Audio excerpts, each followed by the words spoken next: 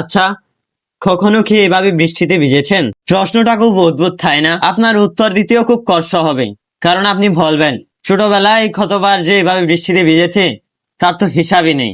হ্যাঁ, ছোটবেলায় অনেকবার আপনি এইভাবে বৃষ্টিতে ভিজেছেন। এখন হয়তো আপনি বৃষ্টিতে ভিজেন আপনার কোনো একটা কাজে, কিন্তু ছোটবেলায় আমরা বৃষ্টিতে ভিজতাম কোনো কারণ ছাড়াই, অকারণে। যদি কয়েকটা বন্ধু পেতাম তাহলে তাদেরকে নিয়ে সহ খেলার মাঠে চলে যেতাম, নয়তো বাসার সামনে থাকা সে বারান্দায় বসে বসে বৃষ্টিতে ভিজে খেলতাম। কয়েকটা বন্ধু হলেই হবে, বৃষ্টির দিনটা সারাদিন কেটে যাবে, সময় দেখার সময় পেতাম না। বিষয়টা হাস্যকর হলে হ্যাঁ, এটাই বাস্তব। প্রতিটা মানুষই শৈশবকালে এমন ভাবে বৃষ্টিতে ভিজেছেন। এখন হয়তো ওইভাবে বৃষ্টিতে ভিজতে আপনার ইচ্ছে করে, কিন্তু বয়স আপনাকে মানা করবে। আসলে ছোটবেলায় চিন্তা করতাম কখন বড় হব, আর এখন বড় হওয়ার পর বুঝতে পারতেছি শৈশব কালটাই সুন্দর ছিল।